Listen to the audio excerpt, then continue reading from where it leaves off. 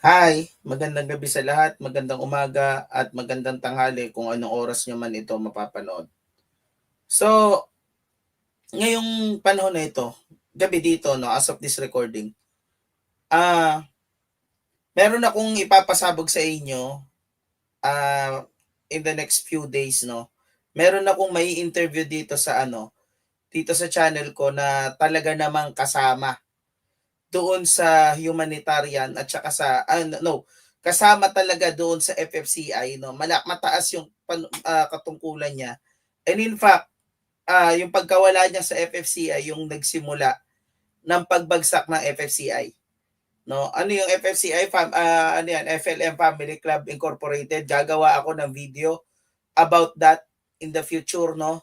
Kung ano ba yung FFCI na yan at kung may mga paglabag ba silang ginawa nung kasagsagan nila, no?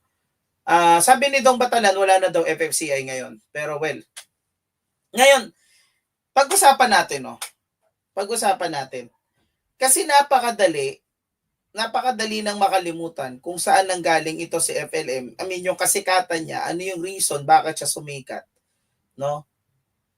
Kasi sa tingin ko, kung sa ngayon, dahil ang tagal na ring nawaglit sa isip natin ito si FLM, no?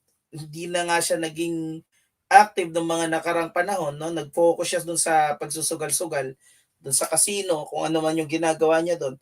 Nakakalimutan natin kung ano ba yung rason bakit siya sumikat, no?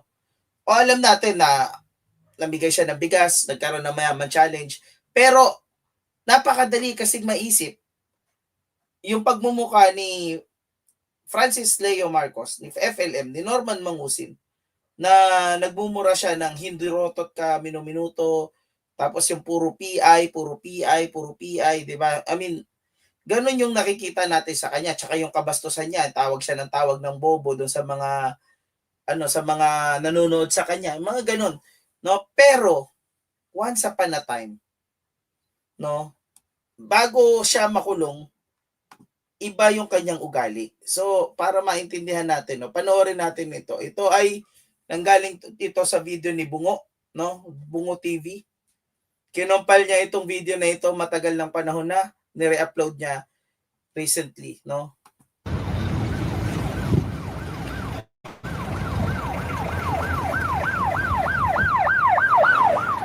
Kita-kita nyo, namimigay siya ng ano. May bigas pa. Tignan nyo kung paano siya makisalamuha sa mga tao. No, kung paano siya makisalamuha sa mga tao, paano siya makipag-interact. Tingnan naman ito. Maraming uulitin. Ato, talagang patuloy itong challenge na to. Of course, mayabang. 'Di ba? Of course, mayabang. Hindi na yung maalis. Pero, hindi lang yung yabang yung meron eh. Sige, tignan natin. Hanggang sa lahat sila. Eh, paano yung kasama nyo doon sa loob? Oh. O, 'di ba? Parang napaka-altruistic talaga ng ano, no? Ng kanyang motivations. Talagang gusto niya talagang makatulong. Paano yung kasama niya sa loob? Ganyan. Ganyan yung nakikita natin sa kanya. Tingnan nyo, part ng Metro Manila yan, no? Tapos walang katao-tao. Kasi nung pandemic yan eh. No, pandemic yan. Nung pandemic hero nga yung tawag sa kanya ng mga supporter niya. Tingnan nyo kung paano siya makipag-usap, ha? O yan, okay. Ha? Alam mo, maging halimbawa, pati yung barangay. Maging halimbawa. Asa ba isa? Dalawa kayo. God bless you. God bless you. God bless. Can you see that? No, hindi yung tinatapak-tapakan niya yung sinusungit-sungitan niya yung mga staff sa kantina, sa resto, yung mga staff ng hindi gano'n, no? Hindi mo pa nakikita diyan yung part niya na na mangmamata siya ng kapwa, no? Actually, yan yung minahal ng tao sa kanya. Yan rin yung inabandona niya. Tinanggal niya, pinalitan niya ng something else na hindi na natin makilala, no? Of course, naniniwala ba ako nung time na siya ay Marcos at naniniwala ba ako na mayaman talaga siya nung time na yan? Hindi.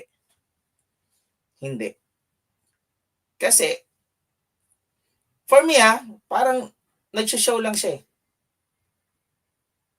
Parang lahat ng ano niya, lahat ng angulo niya, lahat ng ginagawa niya ay deliberate. 'Di ba? O kunan mo ko dito. Parang gano'n, deliberate. No? Parang sinasadya, so to speak. No? Okay, tuloy natin. Tuloy natin. God bless. God bless. Bay nakaw. Ay ba't kayo mag-iingat at meron tayong pilot?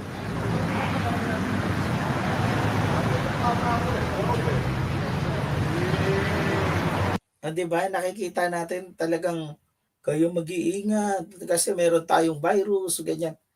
Ngayon, ibang-iba na yan dun sa ano. Teka, pakita ko yung ano, yung ibang video sa inyo. After that, no? Actually, kung ako yung tatanungin, yan yung minahal ng tao sa kanya. Yung tipong ano, mayabang, yes, pero malumanay magsalita. No, malumanay magsalita. Hindi siya nang mamata ng tao, no? Hindi yung parang akala mo kung sino siya, kumbaga, so to speak, no? So, ngayon ang dali-dali na nating maisip na ganito si FLM ngayon, no? Ganito si FLM, napaka ganyan, bla bla bla bla. So,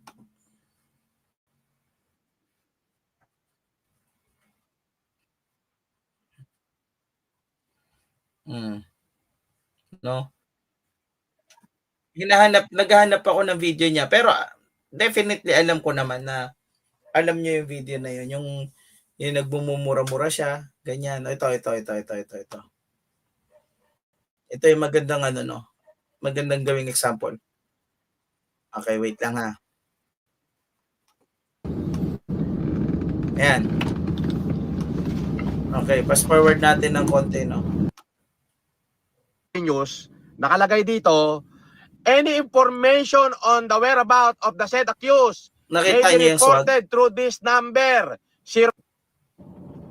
Okay, sige. Okay, thank you. Ito po. Okay, sige, ready mo agad. Sige, thank you. Okay, i-forward ko ngayon. Tignan mo yung kahit yan para siya pa rin nagsho-show eh. Kasi tignan mo, yung ibang mga tawag hindi niya pinaparinig. Hindi niya habit na magparinig ng tawag. Nagpaparinig siya ng tawag para magyabang. Ano? So ngayon, alin sa dalawang FLM sa tingin nyo yung tunay? Alin sa dalawang FLM yung tunay? It begs the question, no? It begs the question that needs to be answered. Alin dito sa dalawang FLM yung tunay? Yung mura ng mura, yung mapangmata sa kapwa, yung mapagmataas do sa mga hotel staff, o yung yung tipong tao na God bless you po, mag-ingat po tayo, kaunti lang po yung bigas natin, ganyan, ipapamigay po namin sa inyo, ganyan, no?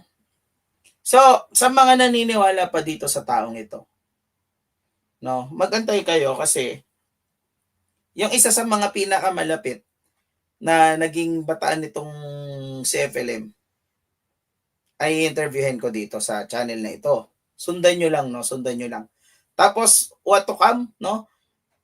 May ipapalabas din ako na panoorin nyo ito, no? Mahalaga. Hindi ito FLM topic, pero just as important sa mga napapanood nyo, no? Hindi ito FLM topic. Sana suportahan nyo ako kahit hindi si FLM ang topic. Kasi I believe this channel is more than just FLM. Although doon ako nagsimula, no? Kay Bungo TV ako nagsimula. Nag-FLM topic kami, pero hindi lang yun yung topic namin. Tinatopic namin si Boss Lee, tinatopic namin si Ferdinand Baarde, yung mga supporters niya dati, no? So, for now, goodbye. Tayo, no? Ilagay niyo diyan sa yung mga kuro-kuro niyo. Sino ba talaga ang tunay na FLM? Yung panahon ng pandemya o yung nuknukan ng mura? Yung napaka-creative na magmura? No? Yun ang kakasuhan na abogado ko. Total, inamin mong ikaw yon. Yung puro kaso pa yung nasa isip niya, no? Ang predictor niyan, pagka sinabihan ka ni FLM nakakasuhan ka niya, ibig sabihin nun hindi ka niya kakasuhan. No? Itaga nyo sa bato yan. Eventually, pag hindi ko No? Itaga nyo sa bato yan. Pag sinabi ni FLM nakakasuhan ka niya, ibig sabihin nun hindi ka niya kakasuhan. So, anyway, goodbye and thank you sa lahat. Kita-kita tayo ulit next time. Abangan nyo yung yung interview ko sa tsaka bukas ilalabas ni MG yung interview niya kay Blank. Pero yung mga matagal na ditong supporters, sumusubaybay dito sa Kulaong Nation na ito, no? Kilalang kilala nyo itong taong ito, no? Dati siyang supporter, dati siyang staff, nakakasama niya hindi ko alam kung staff siya, no? Dati siyang supporter, dati siyang okay, sige, ito na yung clue. Kasama siya sa 14 Vloggers. Bye-bye.